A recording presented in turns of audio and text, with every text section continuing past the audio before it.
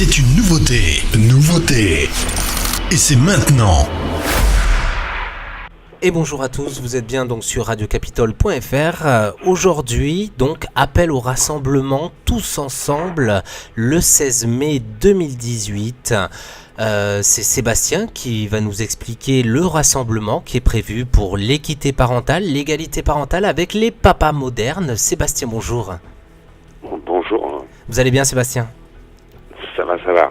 Alors, qu'est-ce que les papas modernes ? Est-ce que vous pouvez nous expliquer, puisque ce terme est tout nouveau sur le cadre de ce rassemblement. Donc quand j'ai vu les papas modernes, ça m'a interpellé. Est-ce que vous pouvez m'expliquer un petit peu, expliquer à nos auditeurs qu'est-ce que c'est les papas modernes ?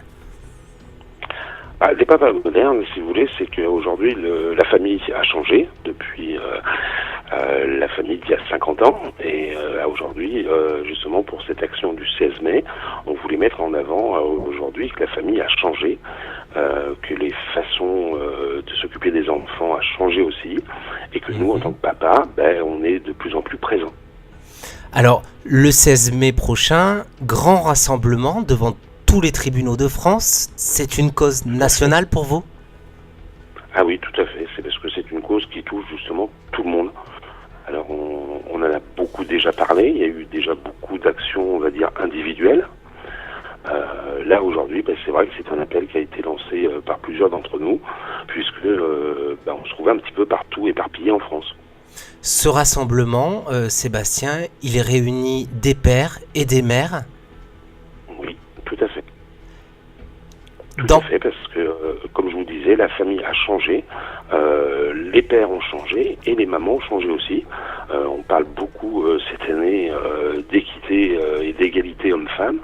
Et à aujourd'hui, on défend tout à fait ce principe.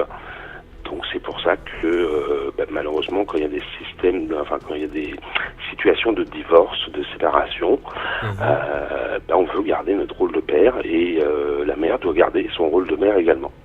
Alors, dans le communiqué de presse que nous avons récupéré sur le groupe Facebook qui met en avant ce rassemblement, vous indiquez 7% des droits de garde au père en cas de situation conflictuelle, 20% des papas qui perdent le lien avec leur enfant. Est-ce que vous pouvez nous expliquer ? Oui, c'est que malheureusement, aujourd'hui, quand il y a un conflit, c'est-à-dire un désaccord, on va dire, entre père et mère, la justice prend directement la protection de l'enfant, on va dire, en l'attribuant à la maman. Donc, dès qu'il y a une séparation ou un divorce, et que malheureusement une des mamans, pour des raisons X ou Y, après il y a des raisons valables, là-dessus il n'y a pas de souci. Par contre, dès qu'il y a un désaccord entre papa-maman, la résidence n'est quasiment jamais attribuée au papa. Est-ce que vous pouvez nous en donner les raisons, Sébastien ? Les raisons, elles sont diverses, on va dire. Il y a le rôle de la mère, la maman, l'enfant, qui reste ancré beaucoup en termes de justice. Et donc de là, je pense que c'est des précautions qui sont prises, qui pour nous ne sont pas légitimes à 100%.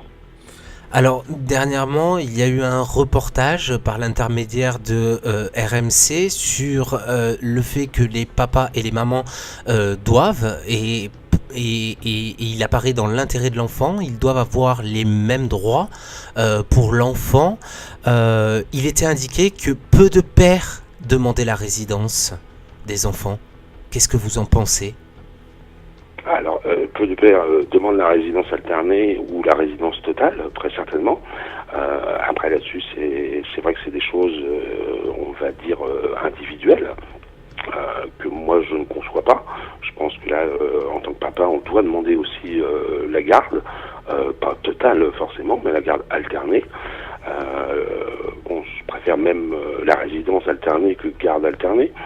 Oui, parce que la notion de garde, effectivement, la notion de garde ne s'emploie plus. On emploie le terme résidence alternée.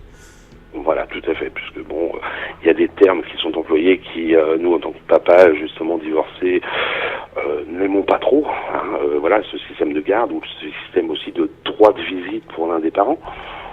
Voilà, c'est un droit de visite, comme si on était déjà condamné, si vous voulez.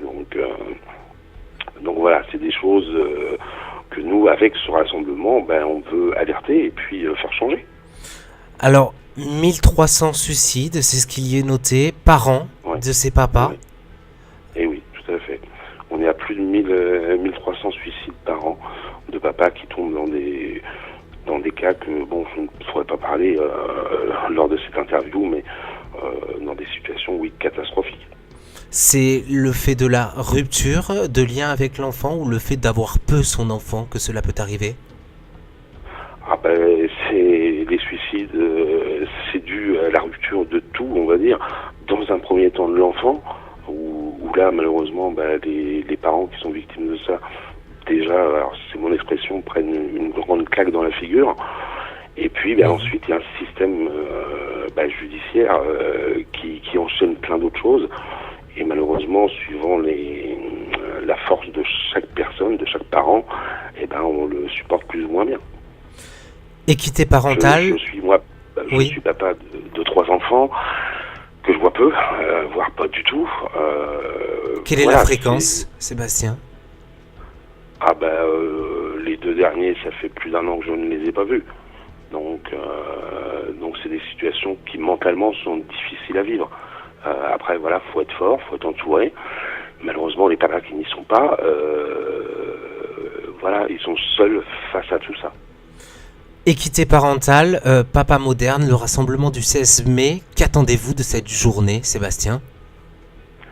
À nous, de cette journée, on veut montrer vraiment au maximum de Français que la situation que l'on vit n'est pas minime. Elle est quand même très très importante. On peut souligner quand même que ça a tendance à s'améliorer. Il y a aujourd'hui de plus en plus de résidences alternées, de confirmées par décision de justice. Mais on veut marquer le coup pour dire c'est comme ça qu'il faut faire. Il faut étudier chaque cas. Je veux pas soulever d'autres polémiques qui avaient été soulevées en fin d'année. Bien entendu, on exclut tous les cas de violence, d'harcèlement, de toutes ces choses-là. Là, on veut montrer que dans la majorité des cas, on peut, l'un et l'autre des parents, assumer une résidence alternée, assumer une équité parentale totale.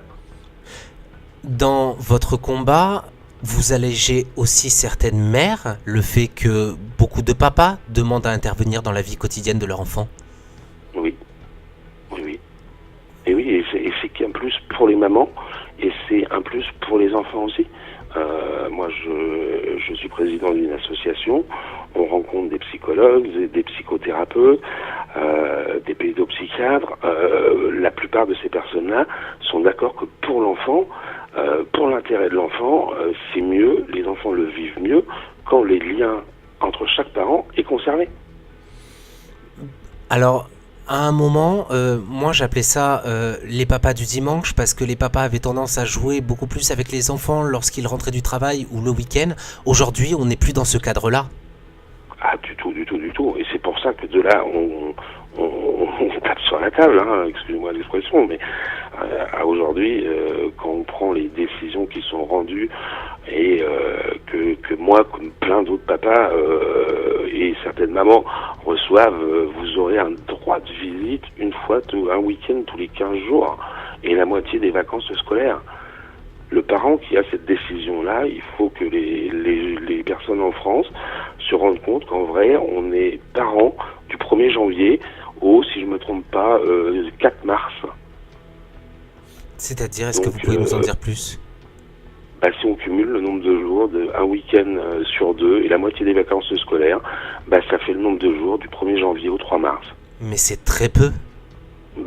Tout à fait. C'est pour ça que quand on parle d'équité, on veut alerter l'opinion, les politiques aussi, puisqu'ils ont leur rôle à jouer, les juges. Je pense qu'il faut que ces personnes prennent conscience que lorsqu'ils font une décision comme ceci, ils suppriment déjà le lien avec un des deux parents. Le fait de priver un enfant d'un de ses parents, quelles conséquences pour l'enfant et pour le parent? Pour l'enfant, il n'a plus de repère familial. Il n'a plus la notion de papa et de maman.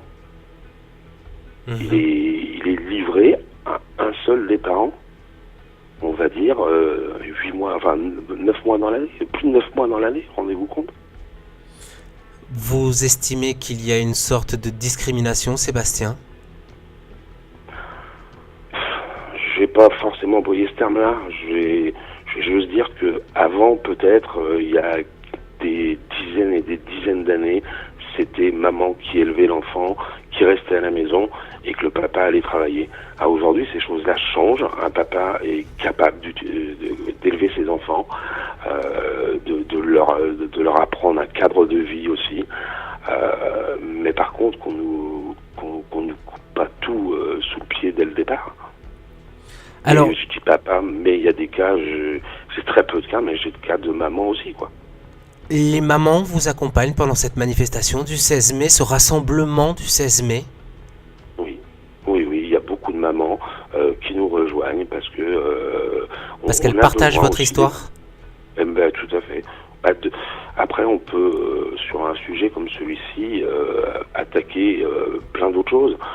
Nous, simplement, ce qu'on veut soulever, c'est dire, attention, un papa et une maman, quand ils sont mariés, sont de très bons parents. Lorsqu'il y a un divorce, pourquoi l'un des deux devient un mauvais parent? Pourquoi l'un des deux est condamné à avoir un droit de visite sur ses enfants? Vous estimez qu'il faudrait relégiférer? Tout à fait. Tout à fait. C'est pour ça que de là, on veut faire ça. On veut apporter même à tous les politiques, mais notre ressenti, notre vécu, toutes ces choses-là. Il y a plein de choses qu'on ne peut pas parler comme ça lors d'une interview, mais quand ces personnes-là se pencheront sur ce sujet-là qui est catastrophique, faut employer des mots, il faut qu'ils aient tous les éléments, quoi. Alors dernièrement, il a été remis sur le tapis par le député Philippe Latombe, le projet de loi sur la résidence alternée. Quelle est votre vision des choses sur ce projet de loi? Vous l'estimez clair? Vous l'estimez encore avec beaucoup de travail par derrière? Qu'est-ce que vous pouvez nous dire sur ça? Beaucoup de travail. Beaucoup de travail. Il manque des choses. Voilà, il y a des bonnes choses, mais voilà, il y a beaucoup d'autres choses à regarder. Je ne suis pas politique, je n'ai pas un niveau d'études très haut. On le sait tous, c'est très complexe, mais il faut qu'on se donne les moyens. Et voilà, le projet a des bonnes choses. Si vous voulez un avis, il y a beaucoup de papas qui se disent si déjà on pouvait avoir la résidence alternée, pas dans tous les cas, faut pas dire ce que je n'ai pas dit. Oui, parce que ce qui était demandé auparavant, excusez-moi, je vous coupe, Sébastien, ce qui était demandé par le député Philippe Latombe, c'était que soit instauré par principe prioritaire la résidence alternée, si je me trompe pas. Tout à fait. Et ça, oui, sur cette chose-là, ça peut être une avancée. Alors certains vont dire non, si on fait ça, ça va annuler tout le reste. Ouais, on peut toujours recontester, mais après pour l'enfant, au moins, lui peut s'y retrouver. Lui sait que de toute façon, il a deux parents. Alors lui a besoin de ses deux parents, quoi. Nous vraiment notre devise, c'est ça, quoi. Un enfant a besoin de ses deux parents, quoi. Alors, dans le cadre de ce projet de loi qui avait été exposé par le député Philippe Latombe, c'était une grande avancée pour ces pères qui étaient dépourvus de moyens pour se faire entendre. L'appel au rassemblement que vous faites le 16 mai, qui a lieu partout en France, on le répète, peut faire avancer les choses. Vous estimez que vous allez être entendu? C'est ce que l'on souhaite. On souhaite être entendu, on souhaite que tout ce qui a été dit au mois de octobre octobre-novembre, suite justement à ce projet de loi, que quand même les politiques se rendent compte que non, c'est pas des cas isolés. C'est un phénomène de société et c'est des choses qu'il faut travailler dessus, il faut améliorer ces choses-là. Alors, je m'aperçois également dans votre appel au rassemblement sur le communiqué que vous n'oubliez pas aussi le rôle des grands-parents. Ah bah oui. Ils sont importants. Ah aujourd'hui, j'ai quelques contacts, je vous dis de temps en temps avec mes enfants de SMS, et mes enfants n'ont aucun contact avec mes parents. Donc, ce qui veut dire que par la rupture du lien entre un enfant et son père ou un enfant ou sa mère, on en arrive à une rupture de lien familial totale. Total. Là, je peux citer un cas personnel où ma fille a envoyé un message à sa grand-mère, donc ma maman, et en disant tiens, tu t'es rapproché de mes cousins, est-ce qu'ils vont bien? Voilà, parce qu'elle ne voit plus ses cousins. Ce sera un manque pour mes enfants, mais il n'y a pas que les miens, à vie. Et toutes les perturbations qu'un enfant, tous les repères qu'il n'aura plus, quoi. Vous estimez, Sébastien, aujourd'hui, et d'autres pères estiment que la justice provoque une fissure familiale? C'est pour ça qu'on fait ça. C'est pour ça qu'on lance cet appel-là, en disant attention, en justice, alors il y a des choses, il y a des cas qui ne pourront pas être réalisés, on en est conscient, mais qu'on étudie quand même bien les choses, que la justice, oui, se rende compte qu'en créant, en suscitant cette rupture avec l'un des deux parents, pour l'enfant, ça peut être catastrophique aussi. La justice aujourd'hui avance tout de même, petit à petit. Il y a dernièrement eu des décisions judiciaires, notamment dans le cadre d'un parent qui nuit à l'enfant volontairement. Il y a eu des inversements de résidence rendus par la Cour de cassation qui ont rejeté certaines décisions. Est-ce que vous pensez que la justice commence à prendre conscience des choses, de la réalité? Oui, tout à fait. Ça commence à prendre. Après, le problème, c'est que, vous voyez, il faut aller jusqu'en cassation. Compter le nombre d'années qui sont passées. Sans compter les besoins financiers, les frais, voilà, qui sont importants. Donc, plein de papas abandonnent. Plein de papas abandonnent. Quand on parle d'équité parentale, oui, c'est très très complexe. C'est beaucoup de choses qui sont touchées et que de là on veut alerter. On veut alerter la justice en leur disant donnez-nous les moyens d'être des parents, mais la maman comme le papa. Et c'est de là qu'on parlera d'équité. C'est pour ça qu'on a voulu employer ce mot-là d'équité, non pas d'égalité. C'est pas le papa paye tant et la maman paye exactement pareil, ou le papa a le droit à tant de jours. Et c'est vraiment l'équité. C'est que chacun, que la décision soit équitable. Sur la base de cette équité, cela reviendrait à cesser le versement des pensions alimentaires qui peut être conflictuel dans le cadre des gardes, des résidences des enfants? Je vous le disais, chaque cas est particulier. Après, c'est sûr et certain que on prône aussi l'égalité homme-femme dans le travail, dans toutes ces choses-là. Après, si on schématise, si le papa et la maman ont le même salaire, les mêmes charges, les mêmes choses, oui, très sincèrement, il y aura très certainement plus de pension alimentaire. Puisque dernièrement, c'est ce qui faisait un petit peu la réticence de certains parents, c'est ce qui provoque également le conflit dans le cadre de séparation, c'est tout ce qui tourne autour de cette pension alimentaire aussi, en plus bien évidemment des droits de visite qu'on octroie à un papa ou une maman qui n'a pas la résidence, mais ce système de pension alimentaire remplit une bonne partie quand même de cette situation conflictuelle familiale. Ouais, tout à fait. C'est pour ça qu'on parle d'équité. D'équité. Un papa, j'ai des cas autour de moi qui a 80% de ses revenus qui partent dans les frais. dont les pensions alimentaires, choses comme ceci, il est automatiquement pénalisé lorsqu'il a ses enfants. Donc voilà, mais je dis papa ou maman, ça peut être la même chose, quoi. Tout à fait, tout à fait. Donc c'est sûr, c'est complexe. C'est pour ça très certainement même que le projet de Monsieur Latombe de fin d'année a fait un petit peu ce flop et toutes les choses qui en ont découlé. Mais ce projet a encore fait grincer certaines mamans. Pardon ? Ce projet de loi déposé par Philippe Latombe a encore fait grincer des dents certaines mamans qui n'étaient pas d'accord. D'autres qui étaient d'accord sur le principe de la résidence alternée, qui estimaient que c'était le bien pour l'enfant. Voilà. D'autres qui n'étaient pas d'accord.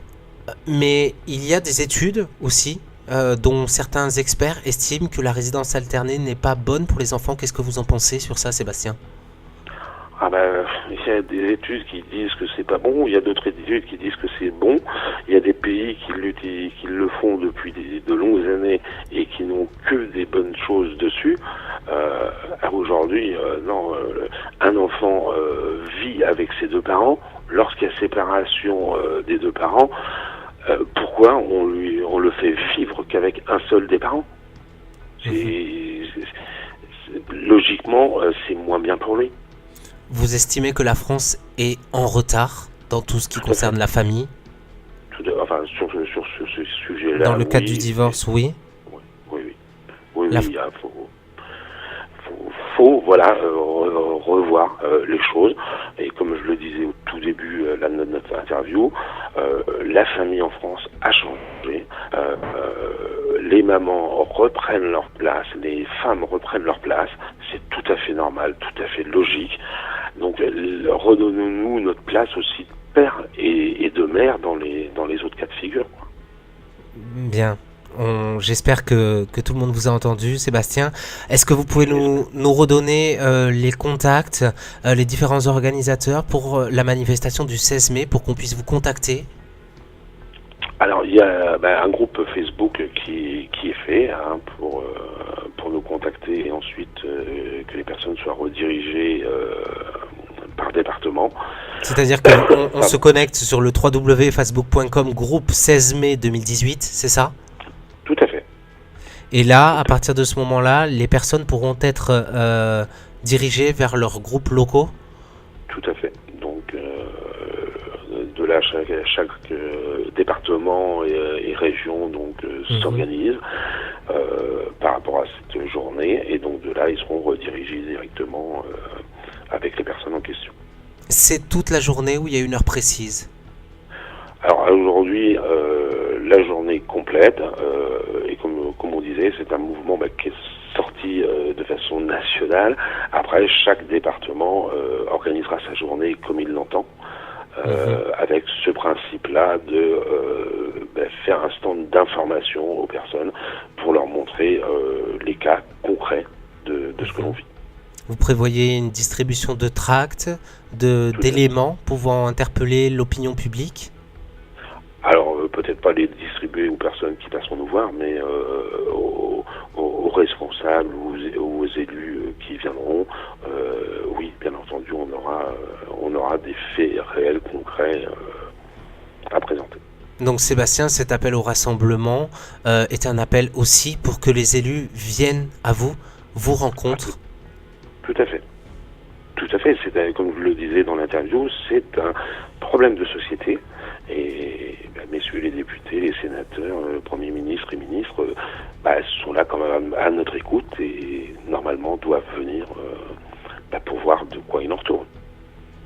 D'accord, très bien. Sébastien, une dernière question et on se laisse sur ces bonnes paroles au rassemblement. Si vous aviez un conseil à donner à un papa et une maman confrontés à cette problématique, quel conseil donneriez-vous ? Moi, je leur dirais, pensez à vos enfants. Les désaccords qu'il y a entre vous, ils sont ce qu'ils sont. Mais il y a des enfants et c'est pas aux enfants de subir toutes ces choses-là. Très bien. Et vous estimez qu'il y a encore une possibilité à faire ? Encore beaucoup d'autres possibilités ? Ah oui. J'ai beaucoup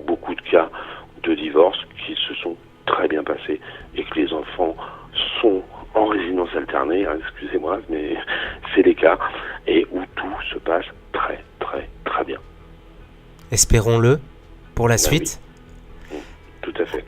Chers auditeurs, chers lecteurs, rassemblement le 16 mai 2018 pour l'équité parentale, les papas modernes, rassemblement père et mère qui sont les bienvenus, grands-parents, députés aussi, sénateurs, toutes personnes politiques qui peuvent venir rencontrer ces pères et ces mères pour pouvoir les écouter, les entendre. Merci Sébastien d'être venu sur Radio Capitole pour témoigner, nous faire part de ce rassemblement. J'espère que tout va bien fonctionner pour vous et je vous souhaite énormément de courage à tous. Merci à vous. Merci, je vous dis à bientôt. Au revoir. Radio Capitole vous présente chaque jour l'info en continu. C'est sur le www.radiocapitole, accessible également sur l'application Google Play. Pour le droit de la famille et des enfants, c'est sur radiocapitole.fr.